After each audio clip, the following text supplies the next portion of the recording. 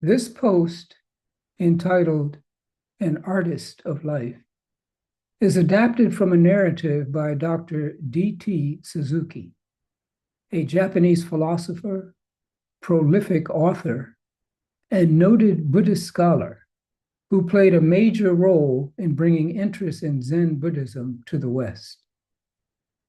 I first came across Suzuki's work in the early 1970s and recall being enthralled by his wisdom and his clarity of expression. As you listen, you may note that I move from a feminine reference to a masculine reference, realizing that at some point, gender will always lose its meaning. Okay, here it is, an artist of life.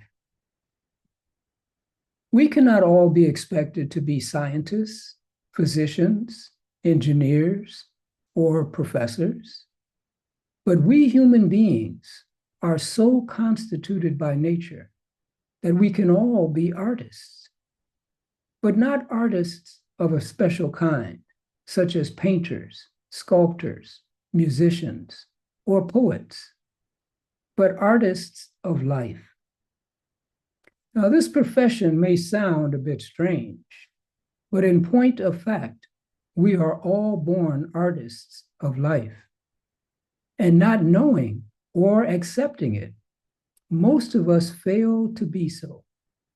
And the result is that we make a mess of our lives while asking, why was I born? Why am I here? Where did I come from? What is the meaning of life? And after 78 or even 98 years on planet Earth, where we go, nobody knows. Many people can get pretty neurotic on this account, but the Zen man or the Zen woman can tell them that they have forgotten they are born as creative artists of life. And that as soon as they realize this fact, this truth, they will all be cured of neurosis or psychosis or whatever name they may have been given to describe their trouble. What then is meant by being an artist of life?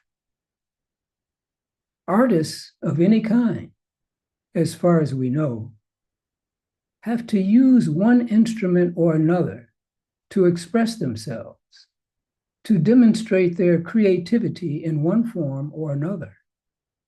The sculptor has to have some stone or wood or clay, and the chisel or some other tool to impress her ideas on the material. But an artist of life has no need of going out of herself. All the material, all the implements, all the technical skill that are ordinarily required are with her from the time of her birth, and perhaps even before her parents gave her birth.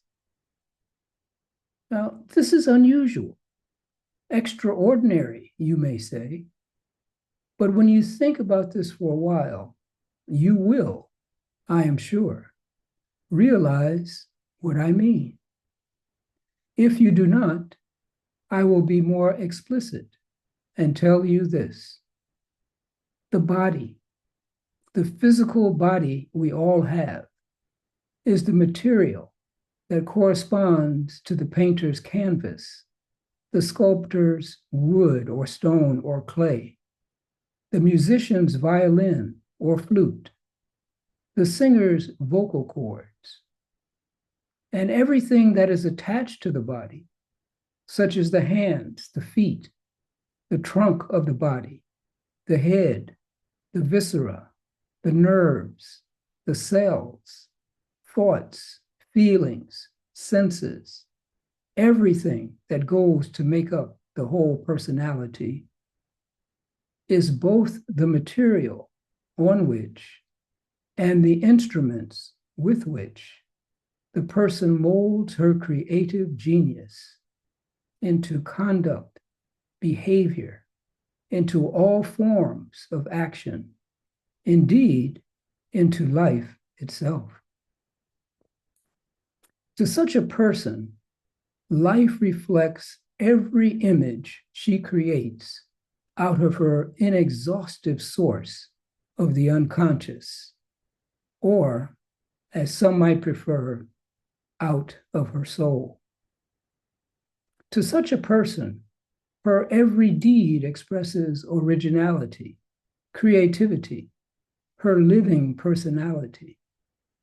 There is in it no conventionality, no conformity, no inhibiting motivations.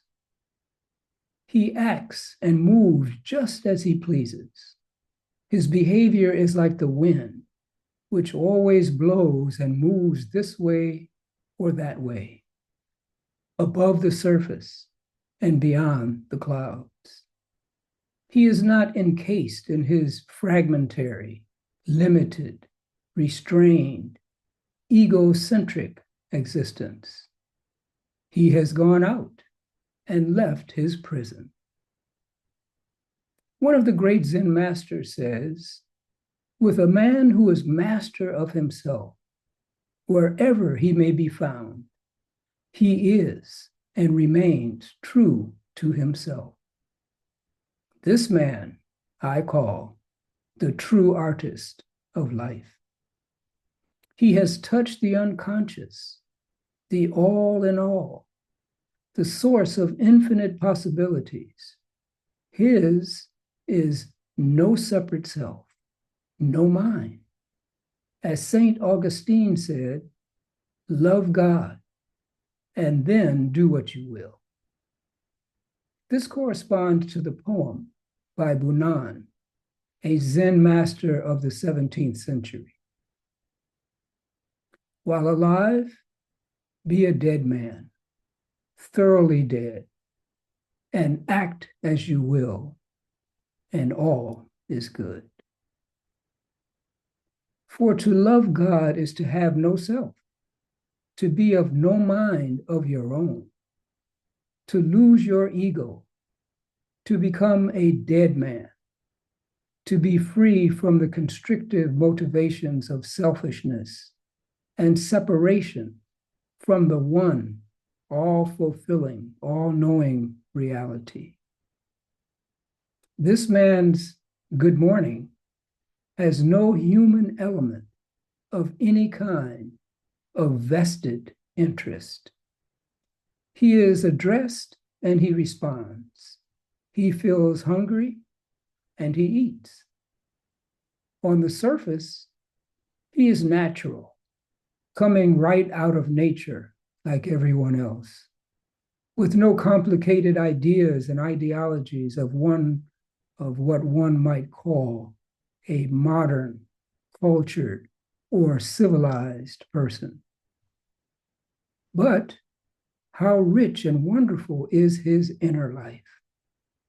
Why? Because as an artist of life, he is in intuitive and creative harmony. He is in direct communion with the great unconscious.